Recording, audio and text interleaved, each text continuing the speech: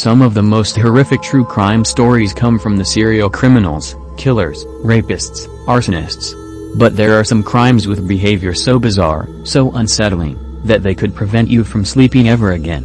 While many of these legendary tales get overshadowed by more infamous cases, these terrible true crime cases of years past will remind you that horror comes in all different, terrible shapes and sizes.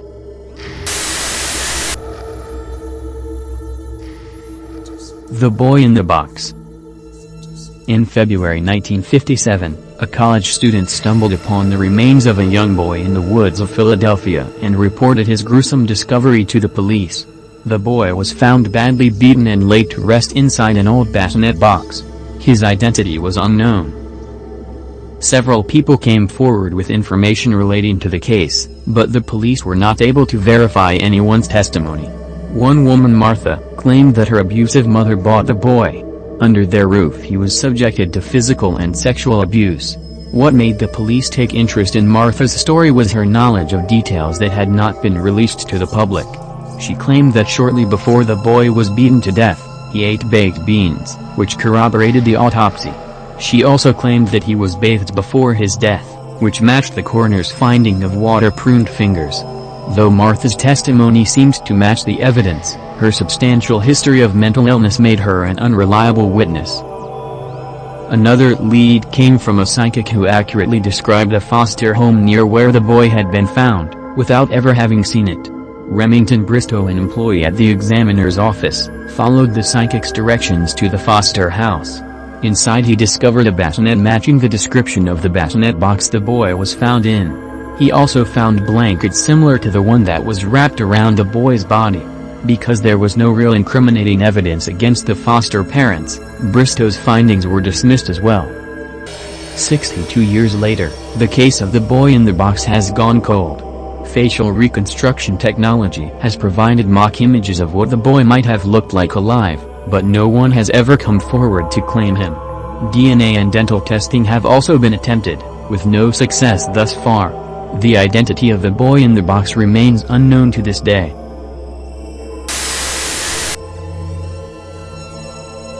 The Icebox Murders.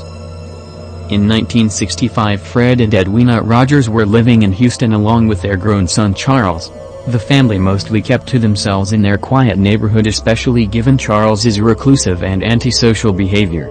In fact, many neighbors were not even aware that Charles lived at home with his parents, because he left the house each day before dawn and didn't return until well after nightfall.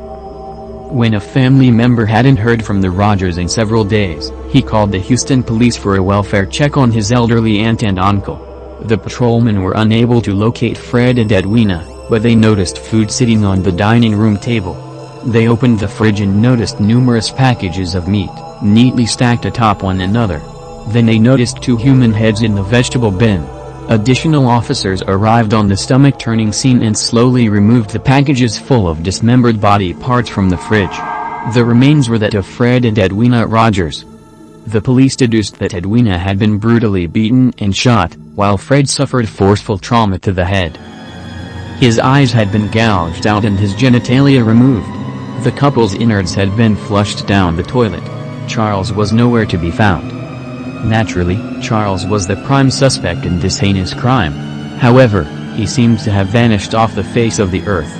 Though the police were able to collect circumstantial pieces of evidence against him, Charles Rogers was never found.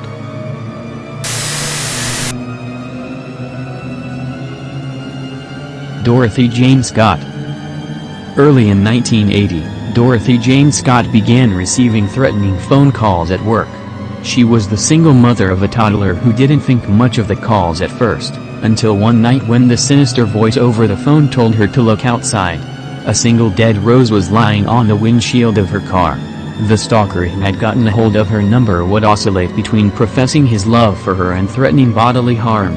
Dorothy mentioned to several family members and friends that the voice over the phone sounded familiar, but she couldn't quite place who he was.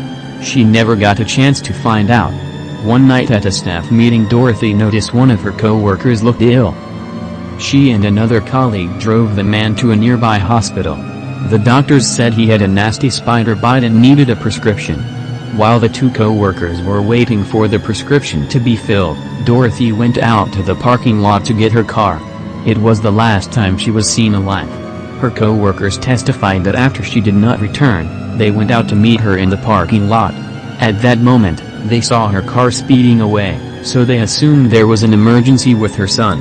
Dorothy never returned home to her son, nor did anyone hear from her again. 4 years later, her charred bones were found at a construction site.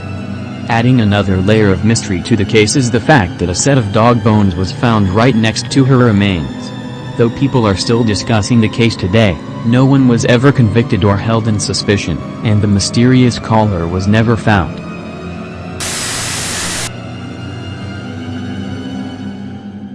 The Girl Scout murders. In the summer of 1977, 3 young Girl Scouts staying at an Oklahoma campsite were raped and murdered.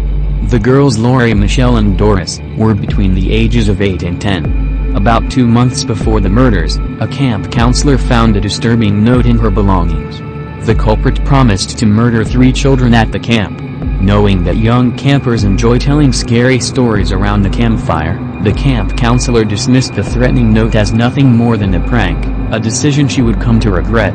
The girls' bodies were found in their sleeping bags out on the trail leading to the camp showers. The only evidence that their killer left behind was a red flashlight and a bloody footprint. The prime suspect in the Oklahoma Girl Scout murders was Gene Leroy Hart, an escaped convict. Hart had been raised about a mile from Camp Scott, and at the time of the murders he was at large after escaping from prison, where he had been serving time for burglary, kidnapping and rape. A local jury acquitted Hart of the crime, citing a lack of evidence. However, Oklahoma police consider the case solved. To this day no one knows if Gene Leroy Hart got away with murder, or if the true killer was someone else entirely. Either way, the girl's killer never saw justice.